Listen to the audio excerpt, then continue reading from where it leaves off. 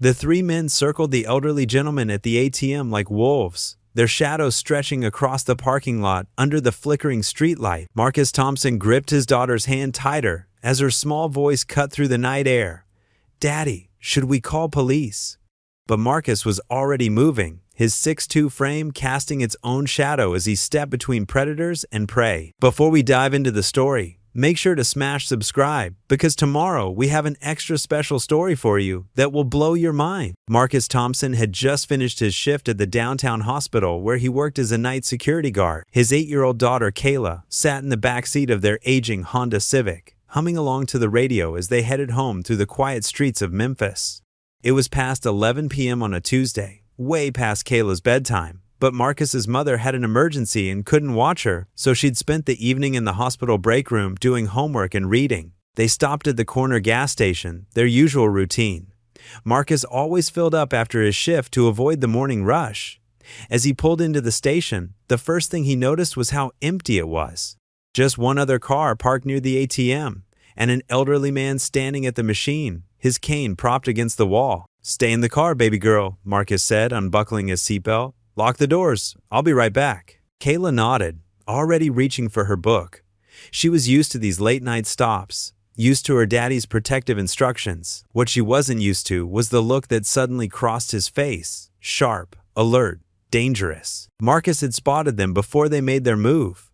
3 men, early 20s, emerging from the shadows beside the building. They moved with purpose, with coordination, spreading out to surround the elderly man who was still fumbling with his wallet at the ATM. The old man, Harold Washington, though Marcus didn't know his name yet, was 78 years old. His hand shook slightly from early Parkinson's as he tried to put his debit card back in his wallet.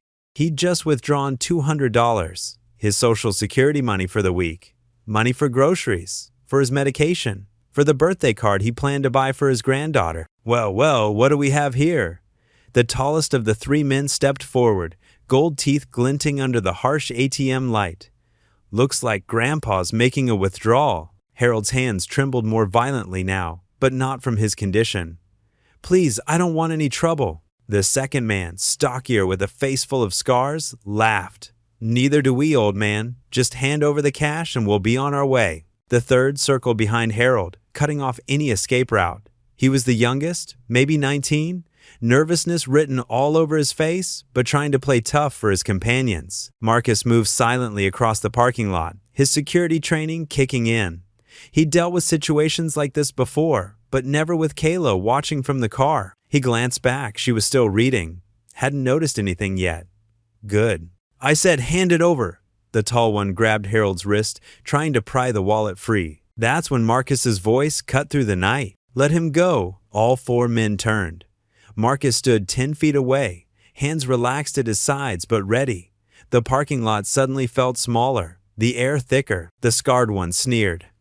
"This ain't your business, brother. Keep walking." "Can't do that," Marcus replied, his voice steady as steel. "See, you're robbing this man in front of my daughter. That makes it my business." The 3 exchangers glances. The tall one released Harold's wrist but stepped forward. "Your daughter, huh? Then you should be smart and get back in your car. Wouldn't want her to see her daddy get hurt." Marcus smiled, but it didn't reach his eyes.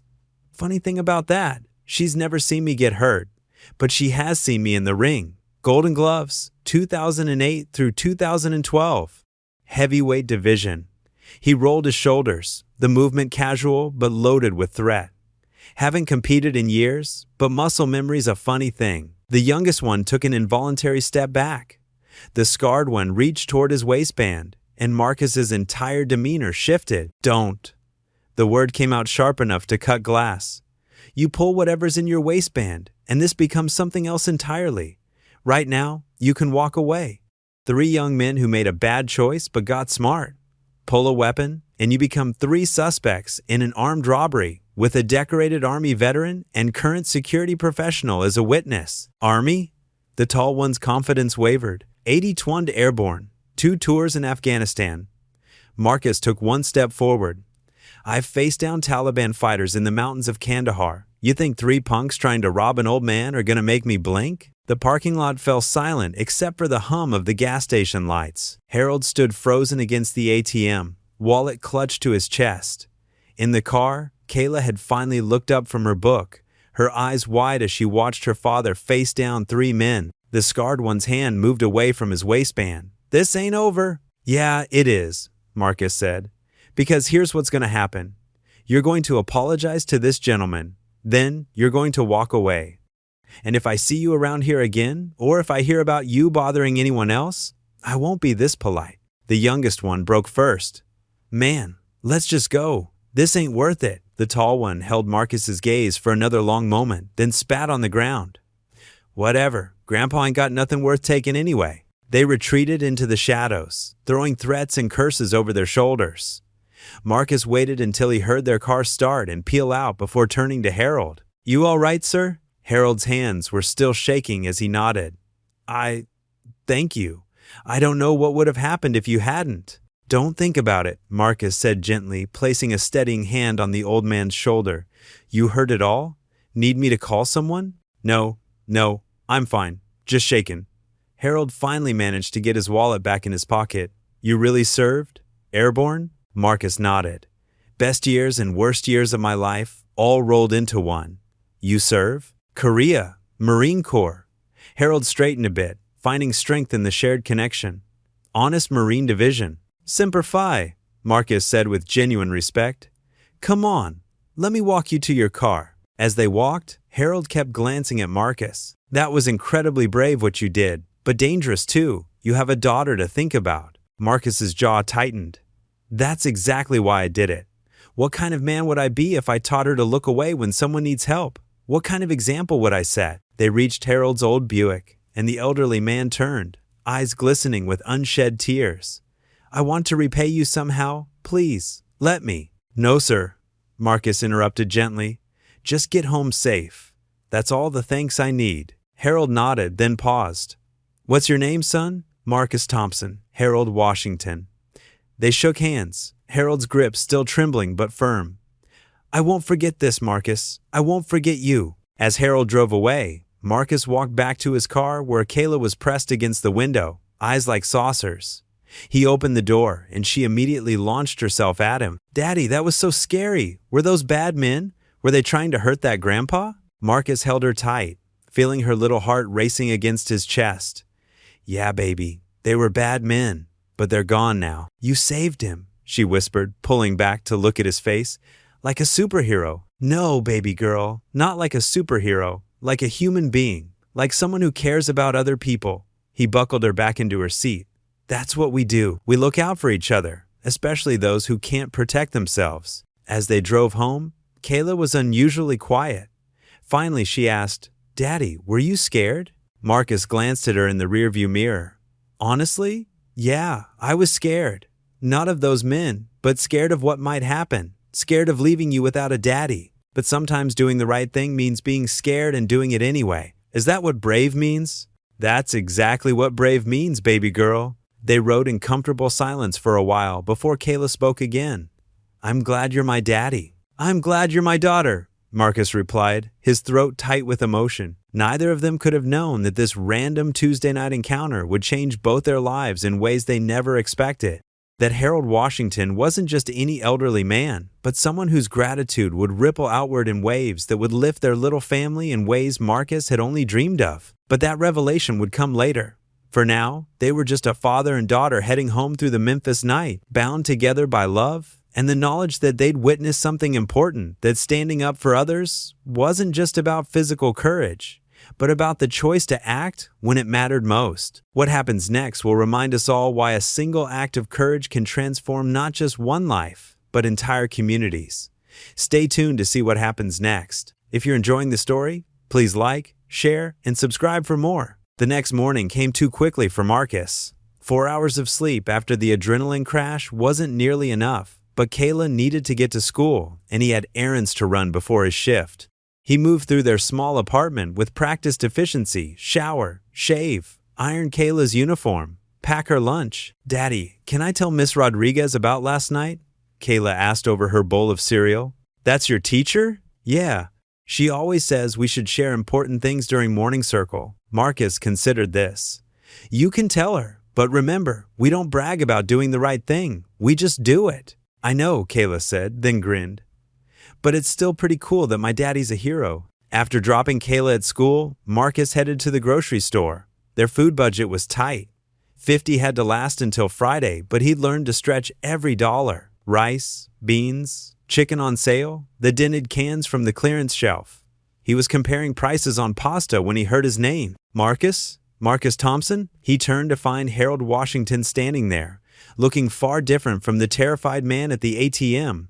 Today, he wore a sharp navy suit, walked without his cane, and carried himself with quiet authority. "Mr. Washington?" Marcus said, surprised. "You look well, thanks to you." Harold's eyes crinkled with warmth. "I was hoping I'd run into you again. Memphis isn't that big after all." "Just doing some shopping," Marcus said, unconsciously shifting his basket to hide the meager contents. Harold's sharp eyes missed nothing. "As am I. Actually, I was wondering if you might have time for coffee. There's something I'd like to discuss with you." Marcus checked his watch. "I've got about 30 minutes before I need to head home." "Perfect." They sat in the small cafe attached to the grocery store. Harold ordered for both of them, waving away Marcus's protests. Over steaming cups, the older man studied Marcus with those keen eyes. "Tell me about yourself, Marcus. What's your story?" Marcus shifted uncomfortably. "Not much to tell. Army for 6 years, been working security since I got out, raising my daughter on my own. Her mother? Left when Kayla was 2. Said she wasn't cut out for motherhood." Marcus's voice was neutral, but Harold heard the old pain underneath. "That must have been difficult." "We manage. Kayla's a great kid. Smart, kind, everything I could hope for." "Because she has a great father," Harold said. "Tell me, what did you do in the Army, besides the airborne?" "Military police. Close protection details mostly. Some convoy security in the early days." Harold leaned back, a small smile playing at his lips. "And the boxing?" "Just amateur stuff. Helped pay for college before I enlisted. Won a few regional titles, nothing major." "Nothing major," Harold repeated. "Son, do you know who I am?" Marcus shook his head. "I'm Harold Washington. I own Washington Security Services. We provide executive protection and security consulting for most of the major corporations in Memphis and the surrounding area." Marcus's eyes widened slightly. He'd heard of WSS. They were the premier security firm in the city, the one that handled contracts his current employer could only dream of. Harold continued, "I built this company from nothing. Started 45 years ago with just me and a rusty revolver. Now we employ over 300 security professionals." He leaned forward. "But I'm 78 years old, Marcus. My sons have no interest in the business. One's a doctor in Atlanta, the other's a professor at Vanderbilt. I've been looking for someone to mentor, someone to eventually take over operations. Mr. Washington, You have military experience. Close protection training, natural leadership abilities, I saw that last night. You kept your cool under pressure, de-escalated without violence, and showed both strength and compassion." Harold pulled out a business card. "I want to offer you a job." Marcus stared at the card. "I already have a job. Night security at Methodist Hospital. 16.5 an hour. No benefits beyond basic health insurance." "I know because I checked." Harold's voice gentled. "I'm offering you a position as a shift supervisor to start. 28 an hour.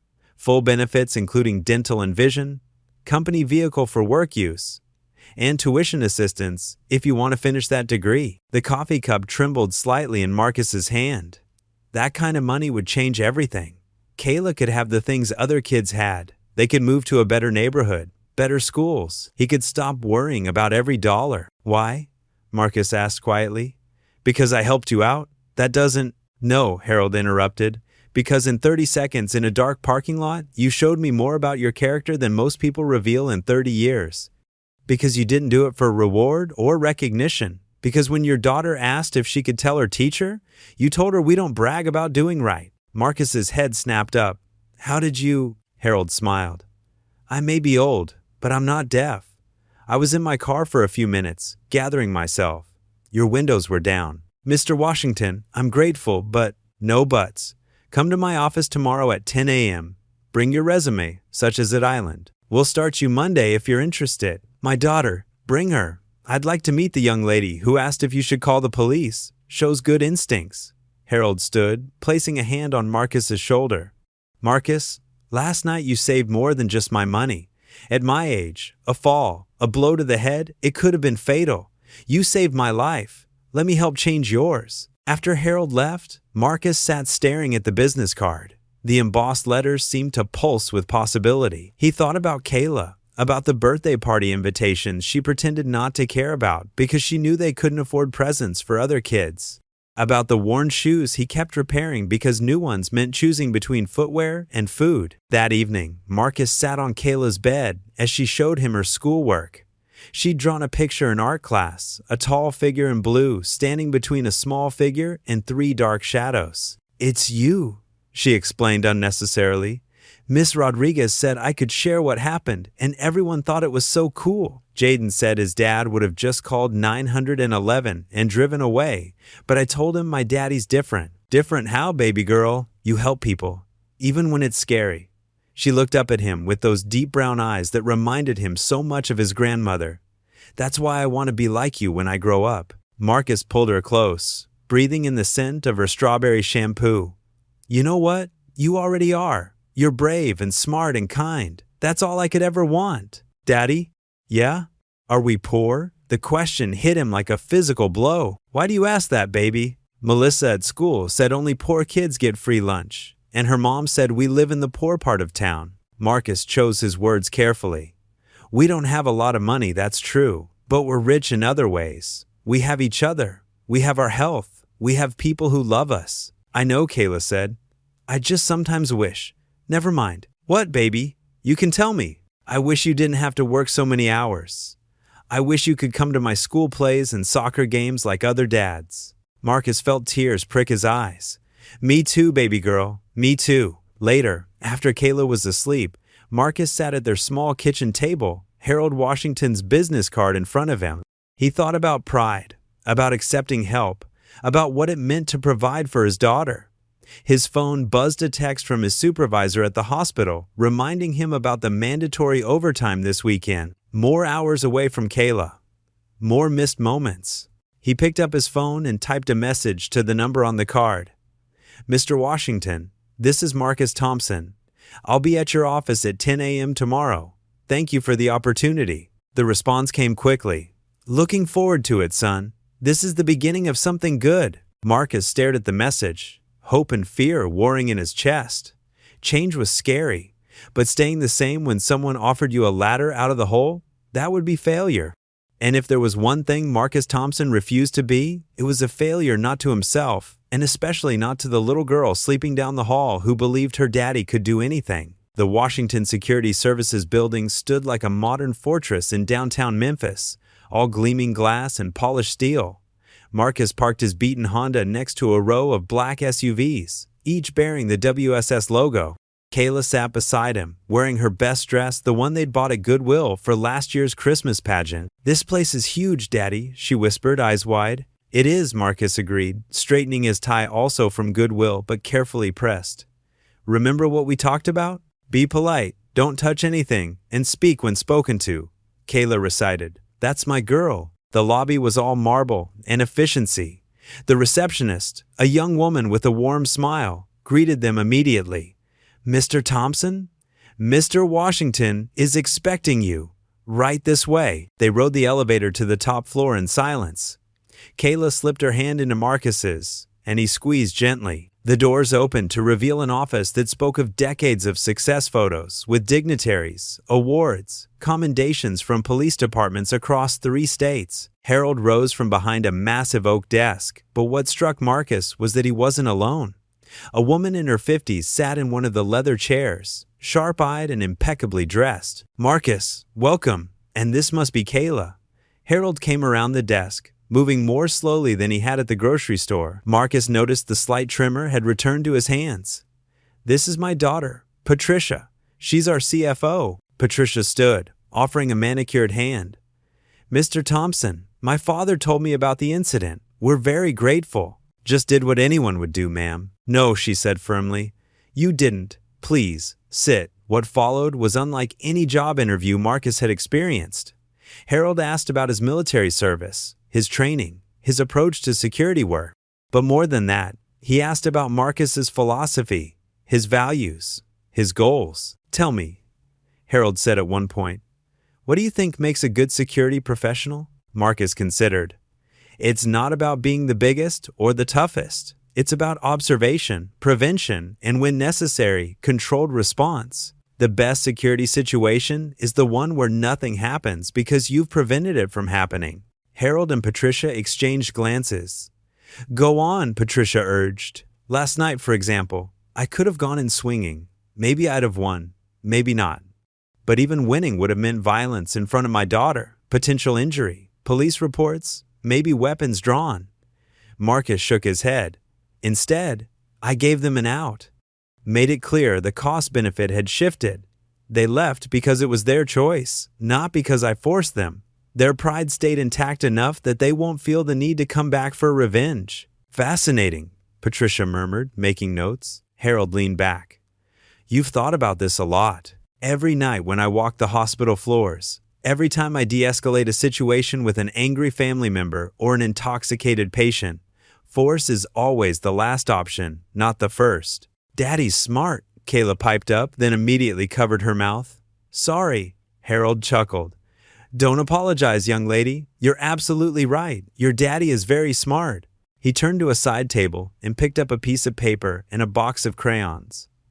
Would you like to draw while we talk boring grown-up stuff? Kayla looked at Marcus, who nodded. She took the supplies gratefully and settled into her chair. Now, Harold continued, let me tell you what we're really discussing here. Yes, I want to offer you a job, but it's more than that. He paused, gathering his thoughts. I built this company with my bare hands. Every contract, every client, every employee, they're all part of my legacy. But I'm old, Marcus. The Parkinson's is getting worse. The doctors say I have maybe 5 good years left, maybe less. Daddy, Patricia said softly. No, it needs to be said. Harold's voice remained steady. I need someone I can train. Someone who understands that security isn't about intimidation, it's about protection. Someone who sees the bigger picture. He met Marcus's eyes. Last night, you didn't just save an old man. You showed me you have the instincts I've been looking for. Mr. Washington, I'm honored, but I don't have a degree. I don't have executive experience. You have something more valuable, Patricia interrupted. You have character. Degrees can be earned. Experience can be gained. Character? That's either there or it isn't, Harold nodded. We'll start you as a shift supervisor, as I mentioned, but I want you in our executive development program. Part-time MBA program at University of Memphis, fully paid. Mentorship with our senior staff. In 5 years, if you prove yourself, you'll be ready for upper management. And if I don't prove myself, then you'll still have a good job with benefits and a degree, Harold said simply. But I don't think that'll be an issue. Marcus looked at Kayla, who was absorbed in her drawing. She deserved so much more than he'd been able to give her. But accepting charity still sat wrong with him, as if reading his mind. Harold leaned forward. This isn't charity, son. This is business. I need someone with your skills and instincts. The fact that you also saved my life, that just tells me my instincts are right. Can I think about it? Of course. But Marcus? Harold's eyes were kind but serious. Opportunities like this don't come often. Pride is important, but not when it stands between your daughter and a better future. After the meeting, as they walked back to their car, Kayla was unusually quiet. Finally, she asked, Are you going to take the job, Daddy? What do you think I should do? She considered this seriously. I think Mr. Harold is nice, and Miss Patricia too, and maybe. She trailed off. Maybe what, baby girl? Maybe if you work days instead of nights, we could eat dinner together more, and you could help with homework, and maybe come to my soccer games? Marcus stopped walking and knelt down to her level.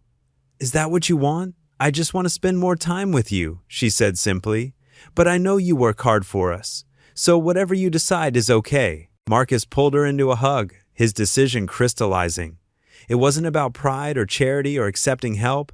It was about giving his daughter the father she deserved, one who was present, not just providing. That night, Marcus called Harold and accepted the position.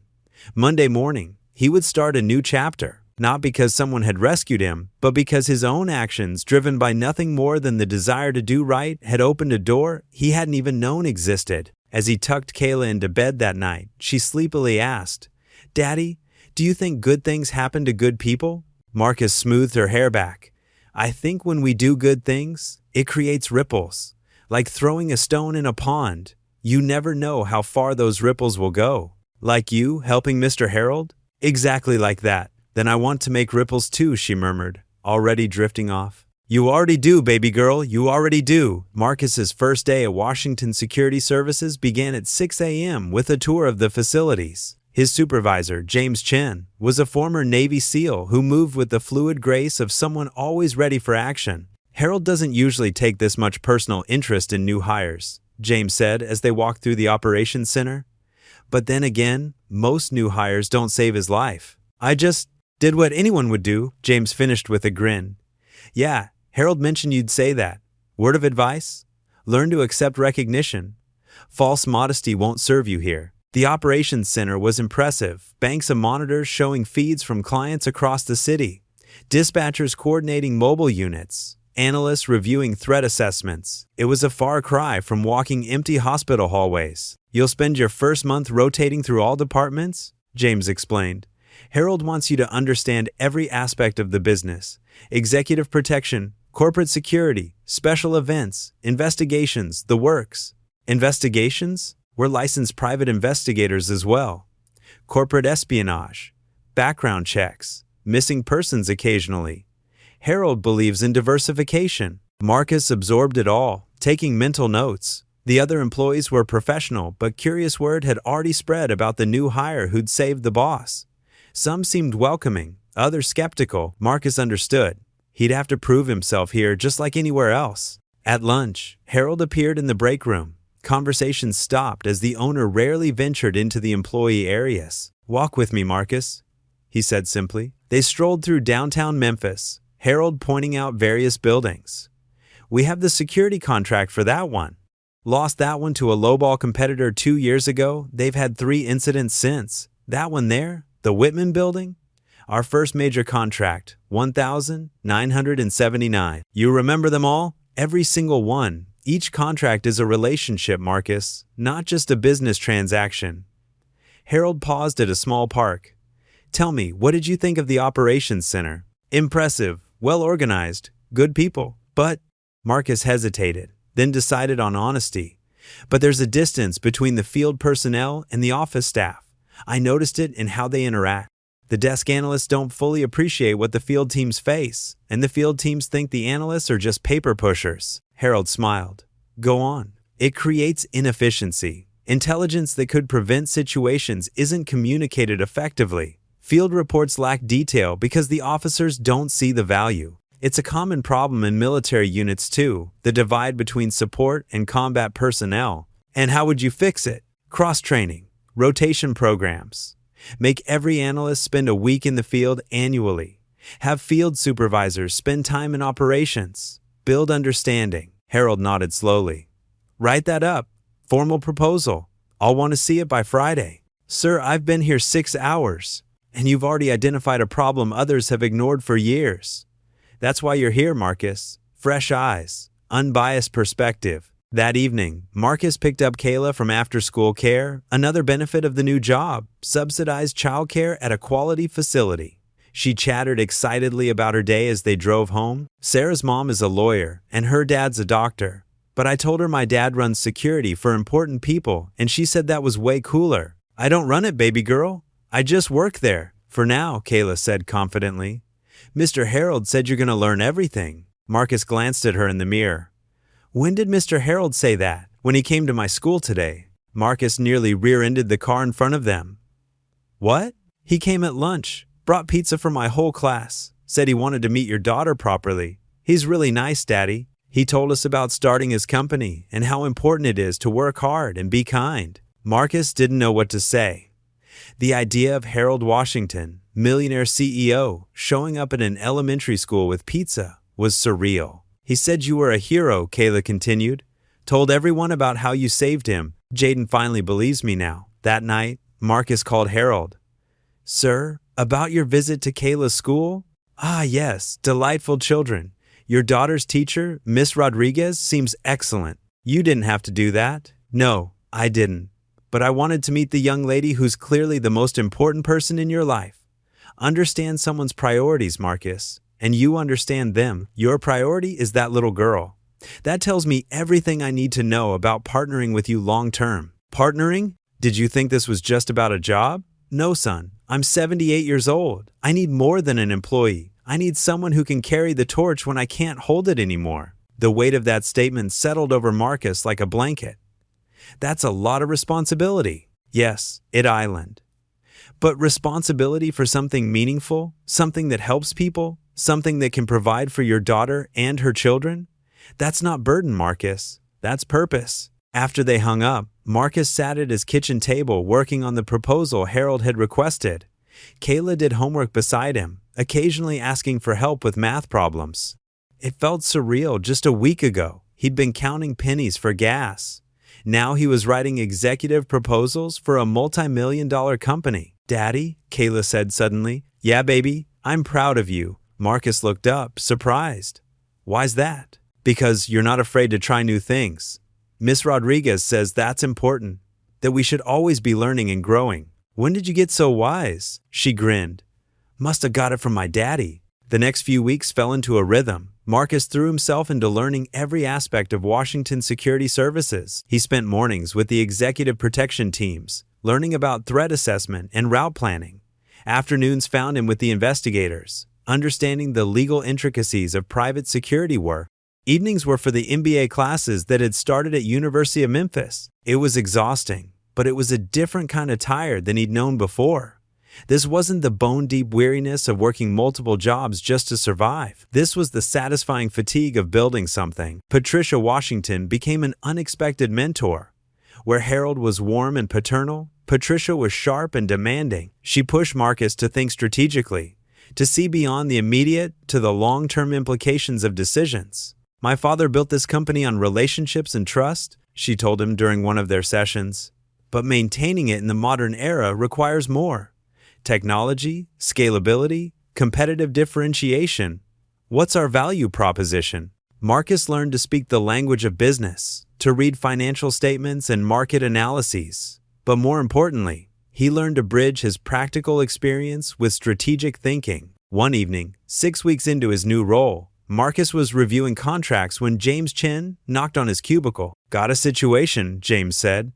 High-profile client, credible threat. Patricia specifically asked for you on the detail. Me? I'm still training. You've got more close protection experience than half our senior guys. Military background, proven cool under pressure.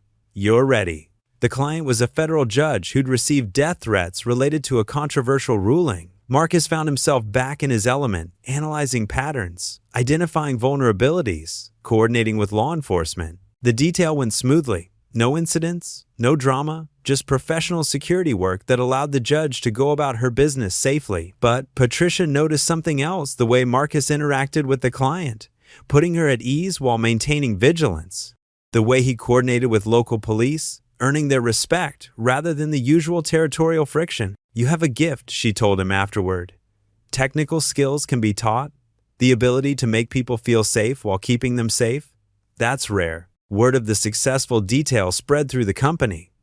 The skeptics began to warm to Marcus, seeing him as someone who'd earned his position rather than having it handed to him. But it was a small moment with Kayla that really drove home how much had changed. They were shopping for school supplies, not at the dollar store this time, but at a regular office supply store. Kayla picked out a backpack without checking the price tag first. This one's pretty, she said, then caught herself.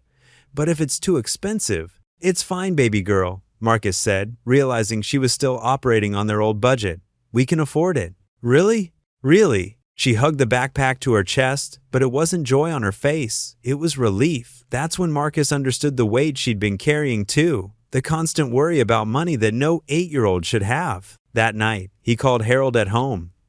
Sir, I wanted to thank you again. Not just for the job, but for what it's meant for Kayla. How is our young artist? Happy, really happy. For the first time in a long time, she's just getting to be a kid. Good. That's as it should be. Harold paused.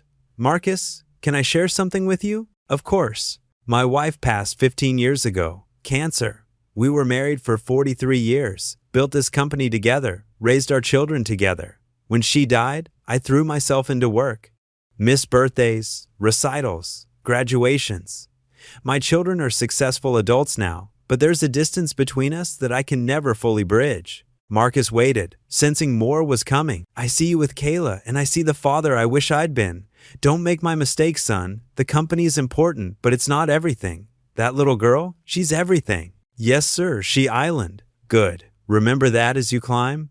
And Marcus? You will climb. I've been doing this for almost 5 decades, and I've rarely seen someone take to it like you have. Patricia agrees. You've got the instincts, the intelligence, and most importantly, the integrity. I won't let you down, sir. I know you won't, but more importantly, don't let yourself down. Or that little girl. After the call, Marcus looked in on Kayla, asleep with the new backpack still at the foot of her bed. In the soft glow of her nightlight, she looked so peaceful. Gone were the worry lines that had no business on a child's face. He thought back to that night at the ATM, how close he'd come to just minding his own business, to driving past. One moment of choosing courage over comfort had changed everything. But it wasn't really about the job or the money or the opportunities. It was about becoming the man and father he'd always wanted to be, but hadn't known how. It was about Kayla seeing that doing right, even when it's hard, even when it's dangerous, carries its own rewards. Tomorrow would bring new challenges, new lessons, new growth. But tonight, Marcus Thompson stood in his daughter's doorway, no longer just surviving, but thriving. No longer just hoping for better, but building it with his own hands. 3 months into his new position, Marcus had found his rhythm. The MBA classes were challenging but manageable. He'd implemented his cross-training proposal to bridge the gap between field and office personnel, and early results were promising.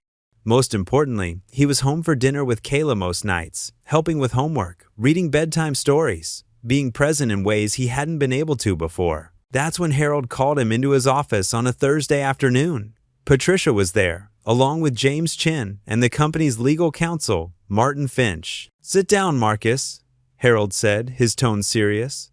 "We have a situation." Marcus took a seat, instantly alert. The atmosphere in the room was tense, charged with the kind of energy that preceded major operations. "You remember the 3 men from the ATM?" Harold asked. "Of course." Marcus's jaw tightened. He'd wondered if they'd surface again. "They've been busy," Patricia said, sliding a folder across the desk. 7 similar robberies in the past 3 months. Elderly victims, always at night, always near ATMs. But last week, she paused. They escalated. Vietnam veteran named Robert Chen. He fought back. He's in intensive care with a fractured skull. Marcus opened the folder, scanning police reports and witness statements. The MO was identical, 3 men, same descriptions, targeting vulnerable seniors. MPD has been investigating, but no arrests yet, James added.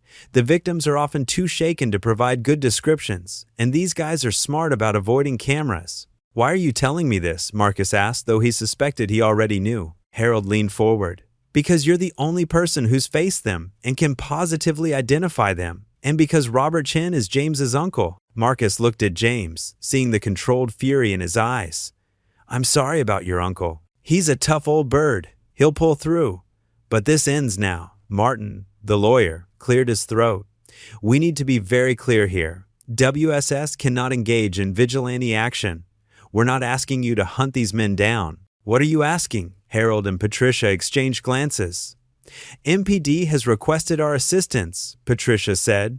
"Specifically, they want you to work with their robbery task force. Your military background, your current training, and most importantly, your ability to identify the suspects make you invaluable to their investigation. It's a temporary special assignment," Harold added.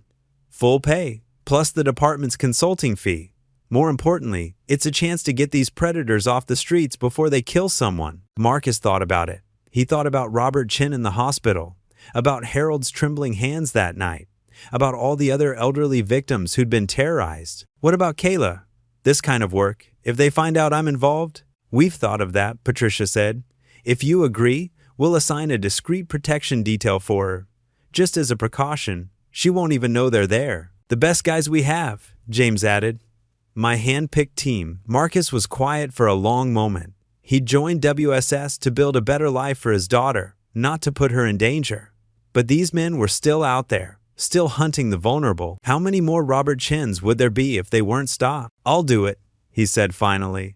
But on one condition. When we find them, and we will find them, we do this right. By the book. Legal. I won't have Kayla visiting me in prison because I let emotion override judgment. Agreed, Harold said firmly. We're a security company, not a gang. We do things properly. The next morning, Marcus reported to Memphis Police Department headquarters. Detective Angela Morrison, a 20-year veteran with sharp eyes and graying temples, led the robbery task force. Mr. Thompson, she greeted him. I've reviewed your file. Impressive background. Harold Washington speaks very highly of you. Just want to help, Detective. Good, because these guys are escalating, and we need to stop them before someone dies. She led him to a conference room where photos and timelines cover the walls. 7 confirmed robberies we can link to the same crew. Maybe more we don't know about elderly. Victims don't always report. Marcus studied the board, noting patterns. They're hitting different neighborhoods, but always the same type of location. Isolated ATMs, poor lighting, limited escape routes for the victims, but multiple exits for them. You've got a good eye. What else do you see? They're comfortable, confident. This isn't desperation, it's calculation. They've found a niche, and they're working it. He pointed to the timeline. Increasing frequency. They're getting addicted to it. To the power, the easy money, maybe both. Detective Morrison nodded. My thoughts exactly. Now, tell me about your encounter. Marcus walked her through that night in detail, descriptions, mannerisms, speech patterns, the dynamic between the 3 men. She took careful notes, occasionally asking clarifying questions. The tall one with gold teeth, he's the leader. But he's impulsive, ego-driven. The scarred one is the dangerous one. He wanted to escalate to violence immediately. The young one is the weak link. Nervous, looking for approval, probably pressured into it. We've had similar reports from other victims, but nothing as detailed as this. Morrison pulled up surveillance footage from various crime scenes. Recognize anyone? The quality was poor, but Marcus could make out body types, movements. There, that's the tall one. See how he gestures? Always with his right hand, keeps his left in his pocket. And there, the scarred one. He's got a distinctive walk. Favors his right leg slightly. They spent hours going through footage, building patterns, creating a comprehensive profile. Marcus's military intelligence training proved invaluable. He could spot details others missed, build behavioral patterns from scattered data. We've got probable IDs on 2 of them, Morrison said finally. Street names only King and Scar. The young one is still a mystery. King and Scar, Marcus repeated. Fits what I saw. What's the plan? Old-fashioned police work. Canvass their known associates, pressure informants, watch the likely targets. She paused. We want you on surveillance. Your ability to spot them from a distance could be crucial. For the next week, Marcus split his time between WSS duties and police surveillance. They staked out ATMs in areas fitting the pattern, always in unmarked vehicles. Always discreet. Kayla noticed his increased distraction, but didn't complain. She was just happy he was home for breakfast most mornings. It was on the 8th night that they got lucky. Marcus was parked across from a bank ATM on the outskirts of Orange Mound, Detective Morrison in the passenger seat, when he spotted familiar movement in the shadows. That's them, he said quietly, adrenaline spiking. All 3. Morrison radioed for backup as they watched the trio approach the ATM, where an elderly man was completing a transaction. But this time was different. Patrol cars were already in position, officers ready. Go, go, go, Morrison commanded into her radio. The takedown was swift and professional. The 3 men caught completely off guard were surrounded before they could even approach their intended victim. The tall one tried to run but didn't make it 10 feet. The scarred one reached for his waistband but found himself face down on the pavement before he could draw. The young one simply raised his hands, relief visible on his face. Marcus watched from the unmarked car as the men who terrorized Memphis's elderly population were handcuffed and led away.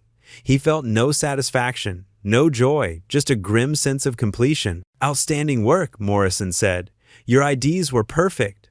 With your testimony and the evidence we've gathered, they're looking at serious time. What about the young one? Morrison studied him. Tyrell Jackson, 19, no prior record. Says the other 2 threatened his grandmother if he didn't participate. Is that true? We're investigating. If it is, and if he cooperates, the DA might be willing to deal. She paused. You did good, Thompson, real good. The next day, The arrest made headlines. Harold called Marcus into his office, where a small celebration was waiting. Patricia, James, and several other senior staff members. "You've brought honor to this company," Harold said, raising a glass of sparkling cider. "And more importantly, you've made our city safer for its most vulnerable citizens." "It was a team effort," Marcus said, uncomfortable with the praise. "Yes, but you were the catalyst. Your courage that night started a chain reaction that led to this moment." Harold's eyes were bright with emotion. "This is what WSS is about, not just protecting those who can afford us, but making our entire community safer." James' chin stepped forward. "My uncle wants to meet you when he's out of the hospital, wants to shake the hand of the man who caught the bastards who hurt him." That evening, Marcus sat with Kayla as she did homework, the local news playing in the background. When the story about the arrest came on, she looked up. "Daddy, those are the bad men from that night?" "Yes, baby girl, they are." "Did you help catch them?" Marcus considered how to answer. "I helped the police find them, yes." Kayla was quiet for a moment. "So they can't hurt any more grandpas?" "That's right, they can't hurt anyone anymore." She smiled and went back to her math problems, satisfied with the simple justice of it. Marcus wished he could see the world through her eyes, clear lines between right and wrong, good and bad. His phone buzzed with a text from Harold. "Channel 5 wants an interview about your role in the arrests. Interested?" Marcus typed back, "No thank you. Just glad it's over." "Understood." "But Marcus, it's never really over. There will always be predators and prey. That's why what we do matters." Marcus looked at his daughter, safe and focused on her homework. Harold was right. The work would never be done. But that didn't make it less important. It made it essential. Tomorrow, there would be new threats, new challenges, new opportunities to stand between the vulnerable and those who would harm them. But tonight, his daughter was safe. The bad men were locked up. And for once, the good guys had won. In a world full of gray areas and compromise, that simple truth felt like everything. 6 months later, Memphis had transformed with the arrival of spring. Trees bloomed along the Mississippi riverfront, and the city hummed with renewal. Marcus's life had transformed too, in ways he couldn't have imagined that cold night at the ATM. He stood in the executive conference room at Washington Security Services, presenting to a room full of potential clients. His PowerPoint detailed WSS's new Community Protection Initiative, a program providing free security assessments for senior centers and churches in underserved neighborhoods. "Security isn't just about those who can afford premium services," Marcus said, clicking to the next slide. "It's about creating safe communities for everyone. When we protect the vulnerable, we strengthen the entire city." The client's representatives from 3 major Memphis corporations nodded approvingly. Patricia caught his eye from across the table, a small smile of pride on her face. After the presentation, Harold pulled him aside. The tremor in his hands was more pronounced now, but his eyes remained sharp. "You've exceeded every expectation," Harold said. "That contract will fund the community program for 3 years. It's the right thing to do, yes, but you made them see it as the smart thing to do too. That's leadership, Marcus." Harold paused, gripping Marcus's shoulder. "I have something to discuss with you, privately." They walked to Harold's office, where legal documents lay spread across the desk. "I'm restructuring the company ownership," Harold said without preamble. "Patricia will become CEO within the year. I'll remain as chairman, but my active days are numbered." "Sir, let me finish. Part of this restructuring involves creating an employee ownership trust. Key personnel will have the opportunity to earn equity stakes based on performance and tenure." He slid a document across the desk. "You're being offered the position of Vice President of Operations, with a 5% initial stake that can grow to 15% over 10 years. Marcus stared at the numbers, his mind struggling to process. The value of even 5% of WSS was more money than he'd ever dreamed of. "I can't accept this. It's too much. It's business," Harold interrupted firmly. "You've brought in 3 major contracts, reduced operational costs by 12% with your efficiency programs, and most importantly, you've helped reshape our company culture. This isn't charity, it's a recognition of value added." "Mr. Washington, Harold, I think we're past formalities." "Harold," Marcus started again. "6 months ago, I was a night security guard living paycheck to paycheck. This feels like the American dream?" Harold smiled. "It should. You worked for it. You earned it. Don't let imposter syndrome rob you of what you've rightfully achieved. Marcus thought about Kayla, about college funds and opportunities, about breaking generational cycles. What would my responsibilities be? Oversee all operational divisions, continue developing our community programs, and, Harold hesitated, mentor my successor. Patricia? No, she'll be CEO, but she's finance-minded. The company needs someone who understands the ground level, who remembers what it's like to stand post at 3 a.m., who can bridge the gap between the boardroom and the street. You want me to be that bridge? I want you to be more than that. I want you to be the heart of this company when I'm gone. Harold's voice grew thick with emotion. Marcus, I built many things in my life, but helping you rise, watching you grow, that might be my greatest legacy. That evening, Marcus sat at the kitchen table with Kayla, helping her with a school project about heroes. She'd chosen to write about him, much to his embarrassment. I need to interview you, she said seriously, holding a pencil over her notebook. What makes someone a hero? Marcus considered carefully. I think a hero is someone who helps others, even when it's hard or scary. Like when you saved Mr. Harold? Like that, yes. But heroes aren't just people who do big dramatic things. Sometimes heroes are teachers who stay late to help students, or nurses who hold someone's hand when they're scared, or kids who stand up for classmates being bullied. Kayla wrote furiously, then looked up.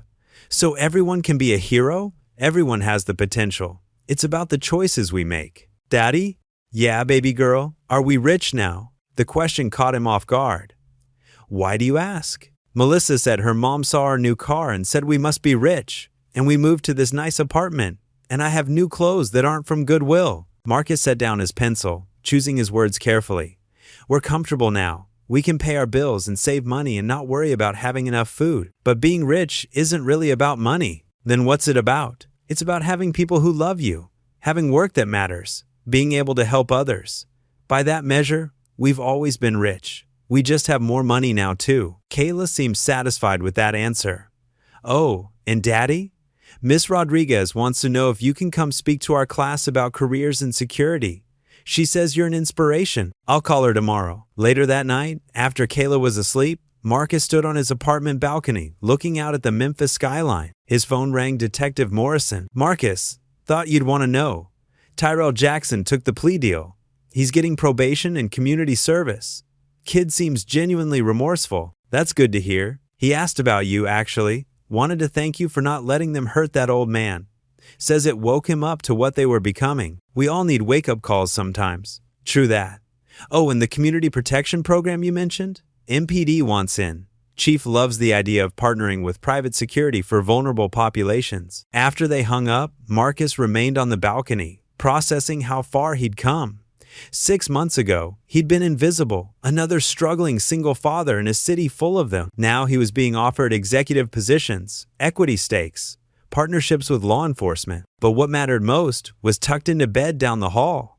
Kayla had new opportunities now, art classes, soccer leagues, college savings growing monthly. More importantly, she had a father who was present, who could attend school events and help with homework and be there for the moments that mattered. His phone buzzed with the text from Harold.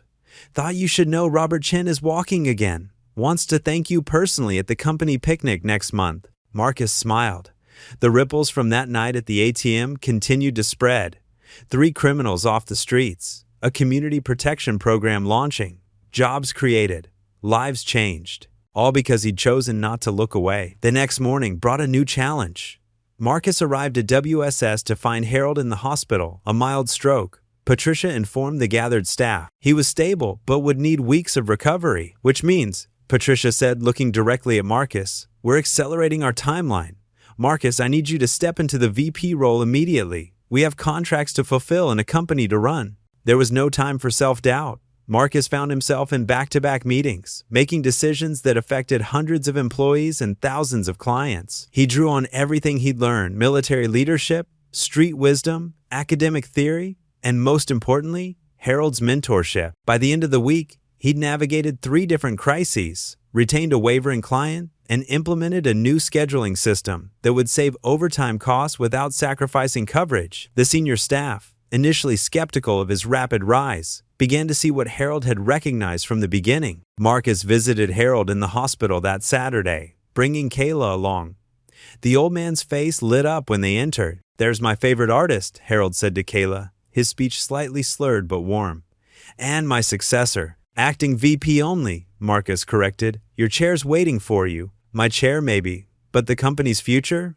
That's in younger hands now." Harold reached out with his good hand, gripping Marcus's arm. "I'm proud of you, son. We both know I don't have years left, but knowing WSS will continue, will grow, will serve, that lets me rest easy." On the drive home, Kayla was quiet. Finally, she asked, "Is Mr. Harold going to die?" Marcus believed in honesty with his daughter. "Someday. We all do. But not today. Not soon if we can help it. Will you take over his company? I'll help run it, along with Miss Patricia and others. It's a big responsibility." Because with great power comes great responsibility? Marcus smiled at the Spider-Man reference. "Exactly. Where'd you learn that?" "From you, Daddy. You say it all the time, just with different words." That night, Marcus made 2 phone calls. First, to Patricia, accepting the permanent VP position. Second, to Tyrell Jackson, offering him an entry-level position with WSS's Youth Outreach Program. "People deserve second chances," he told Patricia later. "That kid made bad choices, but he's not a bad person. With guidance, he could help us reach at-risk youth before they make similar mistakes." "You're building something special here," Patricia said. "Dad saw it before anyone else, but now we all see it.